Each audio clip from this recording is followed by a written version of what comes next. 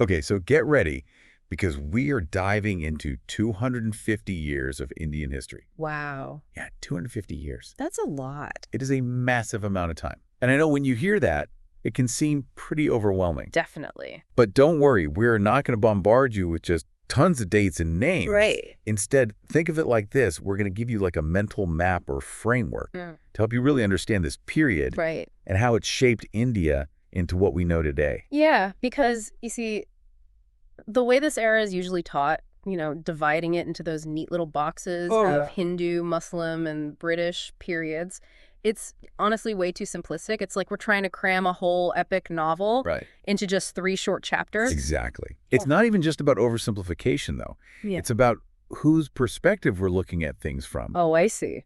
This traditional way is very Eurocentric, which basically means it's putting the European viewpoint right at the center. And we'll definitely unpack why that's a problem. But first, let's just tackle a common misconception that people have about history in general. Okay, that's good.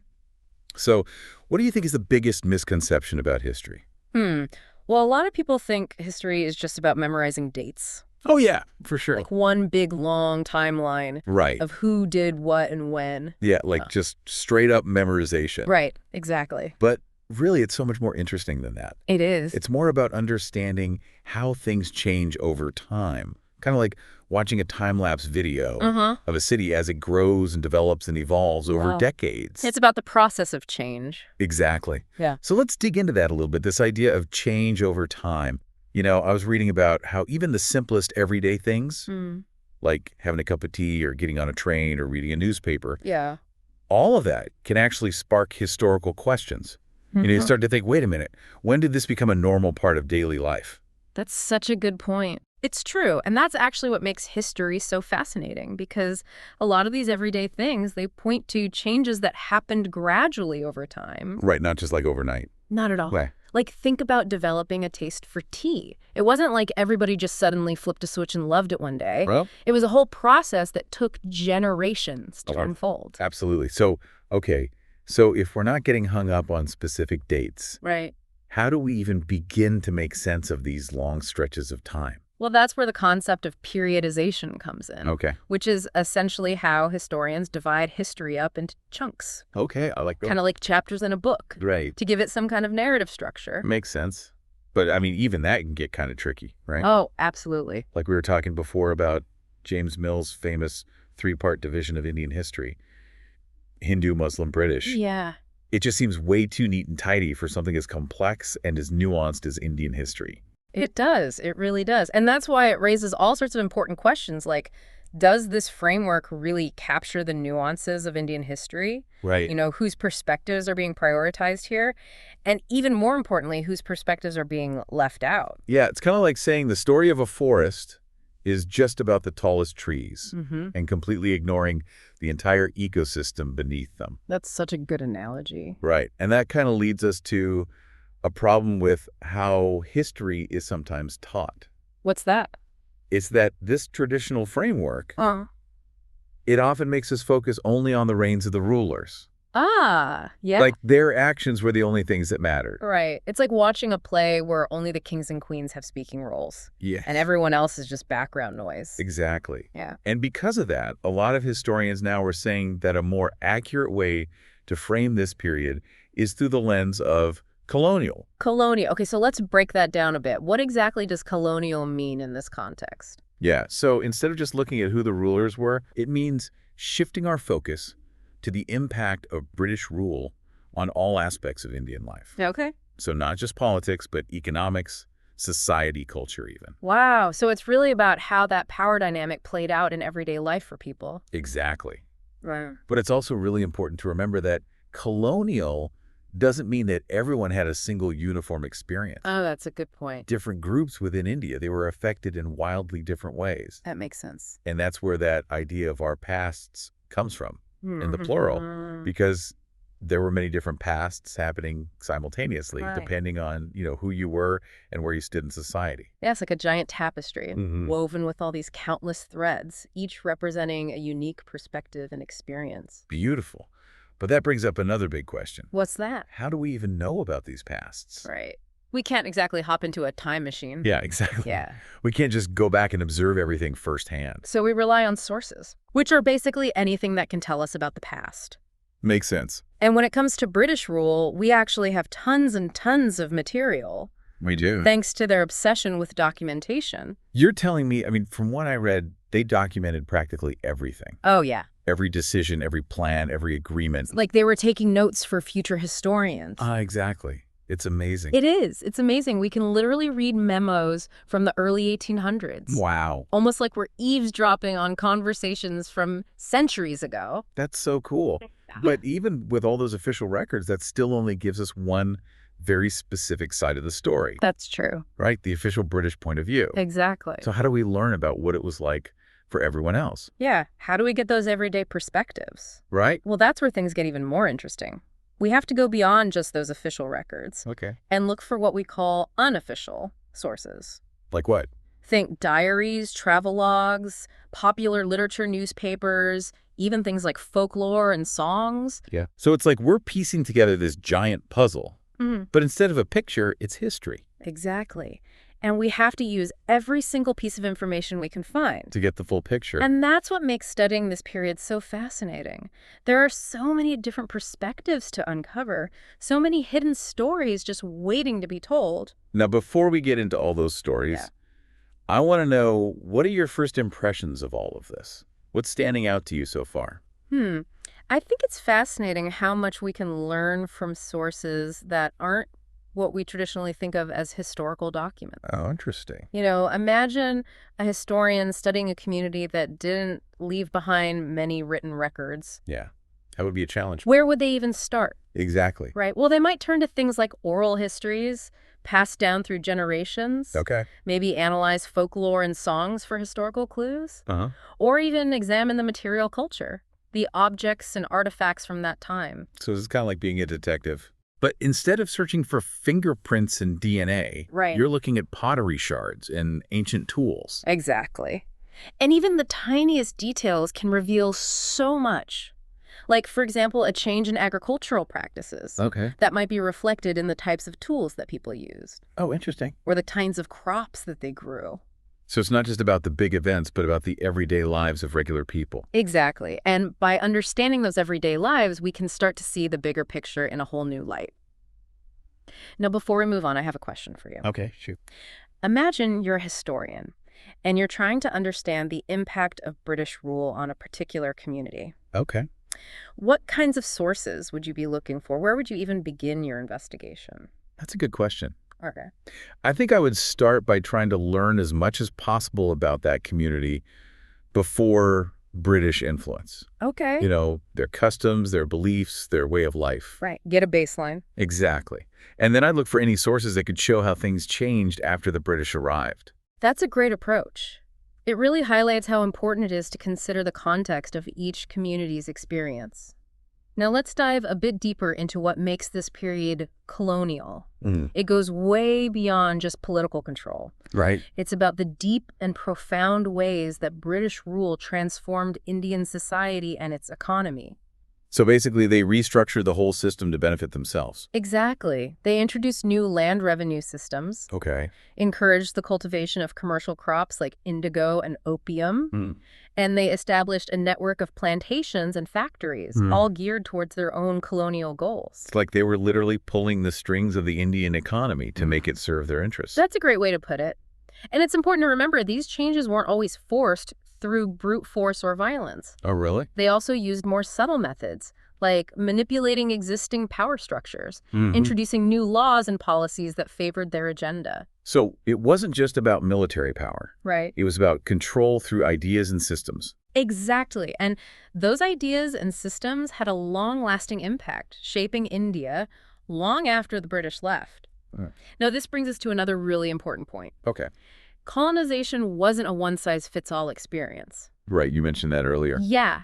Different groups within India were affected in very different ways. Yeah, it's like saying the colonial period as if everyone experienced it in the exact same way. Right. It's a huge oversimplification. For sure. Some groups, often those already in positions of power, might have even benefited from certain aspects of British rule, Interesting. while others faced immense hardship and exploitation. It's crucial to acknowledge these diverse experiences and to really understand how they contributed to the complex social fabric of India. So it's not just about what colonialism was, Right. but about how it impacted different communities and individuals. Exactly. It's about unpacking those complexities, those nuances, the human stories behind these historical processes. And this leads us to another interesting question. Okay, I'm listening. How do we capture those diverse experiences, especially when some voices might not have left behind written records? That's a great question.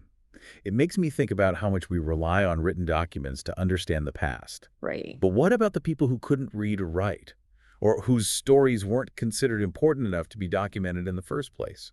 That's where historians have to get really creative and resourceful. I bet. They might piece together evidence from all sorts of different sources, Like what? like oral traditions, artifacts, or even visual sources like paintings and photographs. Right. I remember reading about how even a traditional song or a piece of clothing can teach us about the lives of people from the past. Exactly. It's about looking beyond the obvious and considering every piece of the puzzle, no matter how small or seemingly insignificant it might seem. I love that. It also makes me think about something else. What's that?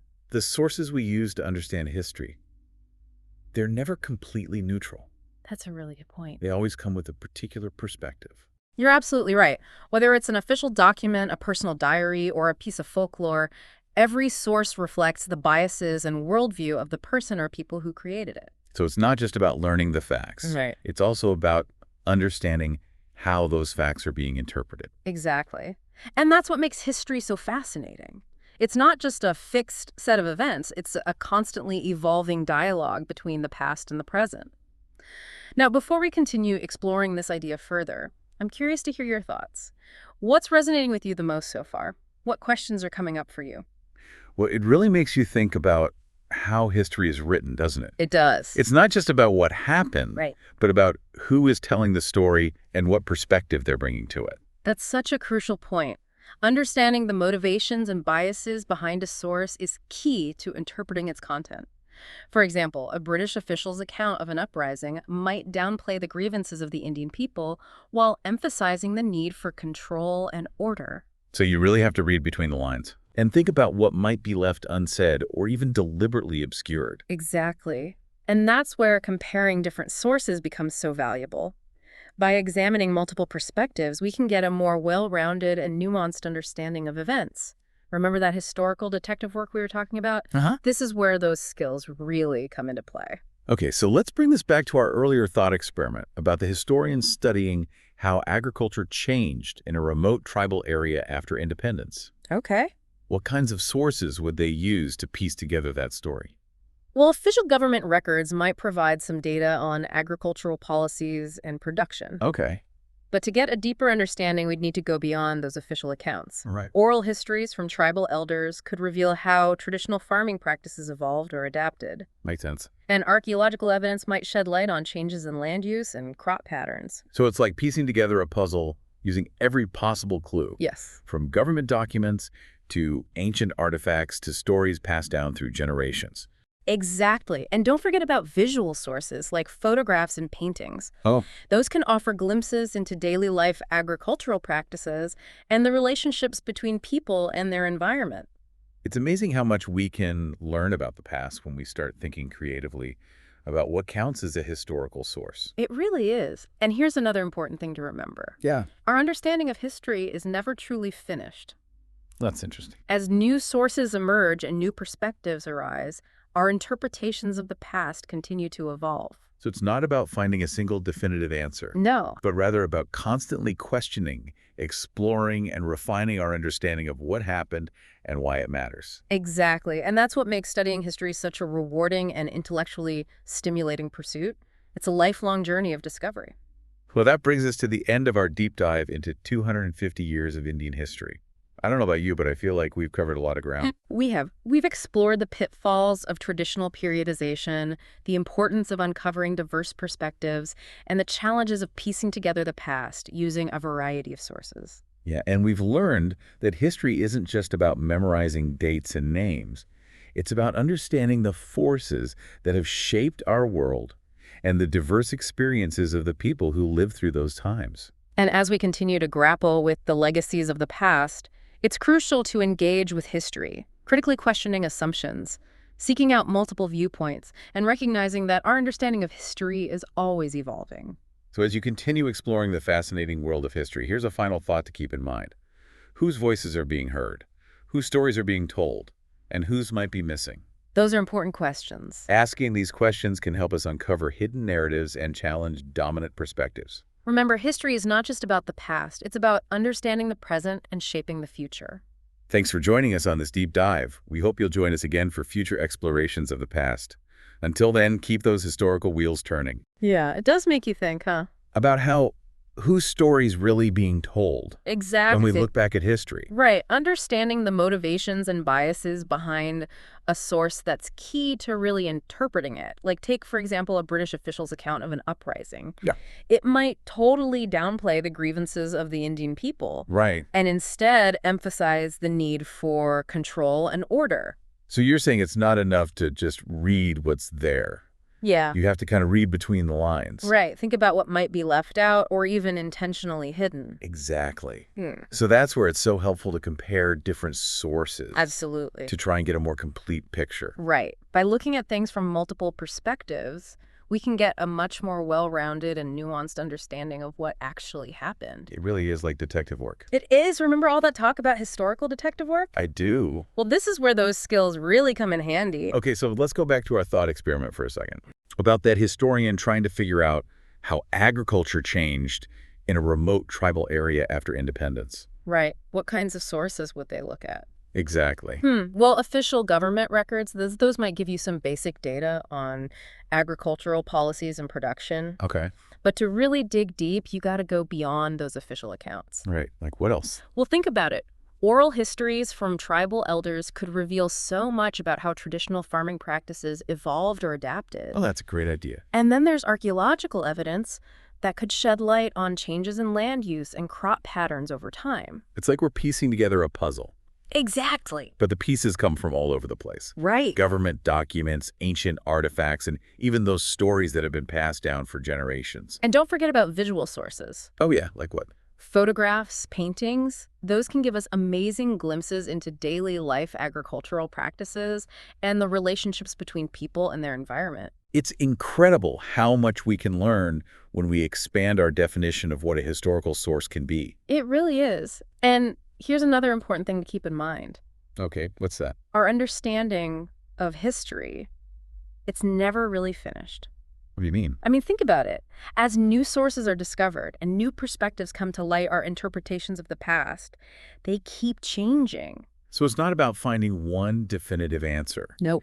It's about always asking questions, being open to new evidence, and refining what we think we know. Exactly. And that's what makes history so rewarding and intellectually stimulating. I agree. It's a lifelong journey of discovery. That's beautiful. Okay, so before we wrap up, I want to bring up another really crucial point. Okay. We talked about how different groups were impacted by colonialism in different ways. Right. It wasn't a uniform experience. Exactly. So let's talk a bit more about some of those key differences. Okay. Well, one major factor was geography. Okay, how so? Different regions of India had different resources, Right. different economic structures, different pre-colonial power dynamics. All of these things influenced how colonialism played out in specific areas. Makes sense. So were there certain groups that were more vulnerable to exploitation? Yeah, definitely. Yep. Like, for example, many tribal communities were hit particularly hard. Oh, why is that?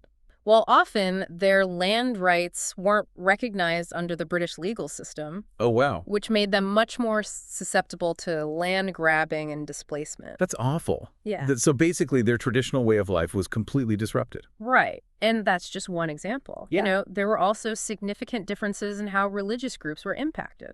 Interesting. Like how Well, so? Some groups were able to maintain a degree of autonomy under British rule, Okay. while others were actively targeted for conversion or faced discrimination. It's a reminder that even within those broad categories, Yeah. like Hindu, Muslim, or British. Right. There's so much diversity of experience. Exactly. And that's why it's so crucial to go beyond those generalizations and to really explore the nuances of how colonialism impacted different communities and individuals in specific ways. So it's like we're zooming in on the tapestry Yes. to see all those individual threads. To appreciate the intricate details and complexities of the bigger picture. Exactly. And that brings us to a really interesting question. How do historians even begin to capture that level of detail? Yeah, especially when some voices might not have been recorded in traditional historical sources. Right. It's like trying to fill in the gaps in a story where some of the pages are missing. It is, and that's where historians have to be really creative, using a wide range of sources and methods to piece together those untold stories. Like what kinds of things? Well, they might look at oral histories, Hmm. analyze folklore and songs, Okay. examine material culture like clothing tools and pottery. Right. Even those everyday objects can tell us so much. Exactly. And sometimes those unofficial sources can provide insights that we just wouldn't find in official documents. It's a reminder that history is all around us. It is. If we know where to look. And how to interpret the clues. Yeah. Exactly. It's like we're trying to reconstruct a whole building, but some of the blueprints are missing. Yeah, we have to use whatever materials we can find to figure out what it looked like. And how it functioned. Right? So going back to what we were talking about before, about how colonialism wasn't a uniform experience. Right. Different groups were affected in very different ways. Exactly. So let's dig into some of those key differences. Okay. One major factor was geography. Okay. How so? Well, different regions of India had different resources, different economic structures, different pre-colonial power dynamics.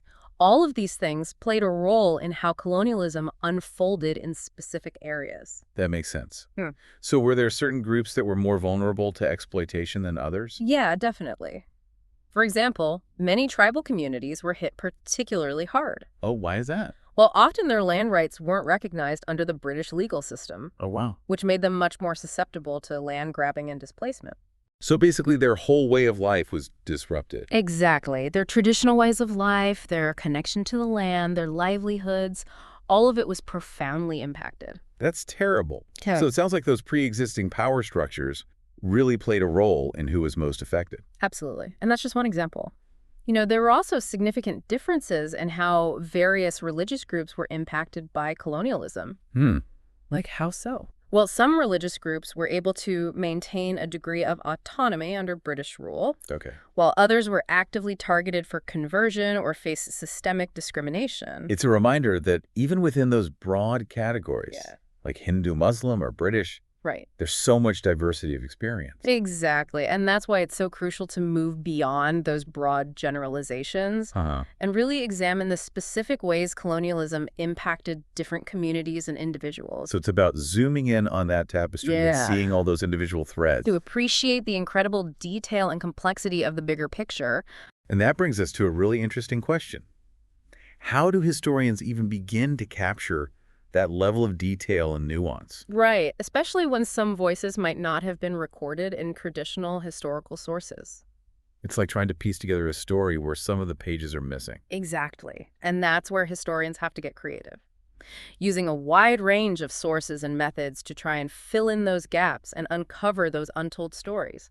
Like what kind of things are we talking about here? Well, they might look at oral histories, passed down through generations. Okay. They might analyze folklore and songs looking for clues about the past. They might examine material culture, Like what? things like clothing tools, pottery. Even those everyday objects can tell us so much about the lives of people in the past. It's amazing how much we can learn if we just know where to look. It is. And sometimes those unofficial sources, they can give us a perspective that we just wouldn't get from reading official documents or accounts. It's a powerful reminder that history is all around us, It really is. if we just open our eyes and our minds to it. Exactly. It's about being curious, asking questions, and looking for evidence in unexpected places. Well, that brings us to the end of our deep dive into 250 years of Indian history. Right. I don't know about you, but I feel like we've learned so much. We have. We've covered a lot of ground, from the challenges of traditional periodization to the importance of understanding diverse perspectives and the power of using a wide range of sources to piece together the past. And I think one of the biggest takeaways for me is that history is not just a collection of facts and dates. It's about people, their stories, their struggles, their triumphs, And it's about understanding how those stories continue to shape the world we live in today. Exactly. So as you continue exploring the fascinating world of history, remember to keep asking questions, Be curious. seek out different perspectives, Challenge assumptions. and never stop learning. Because history is a journey that never really ends. Thanks for joining us on this deep dive. We hope you'll join us again soon for more explorations of the past. Until then, keep those historical wheels turning.